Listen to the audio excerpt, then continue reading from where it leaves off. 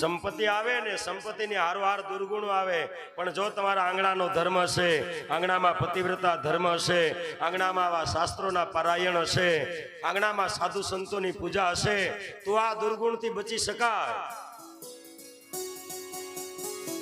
બાકી આજ દુર્ગુણો ખૂબ આવ્યા છે. આપણામાં ક્રોધ આવે, આપણામાં કામ, લોભ, આ બધા દુર્ગુણો છે. મારા તમારામાં જો દુર્ગુણ ઉપર ક્રોધ કરાયા, કથા બતાવે ભગવાન શિવે ક્રોધ કર્યો, અરે ભારતના સંતોએ ક્રોધ કર્યો છે. જ્યારે જ્યારે દુર્ગુણ આવે ત્યારે ક્રોધ કરાય. હો મેરે રામ હો ઘનશ્યામ ભજ મન નારાયણ.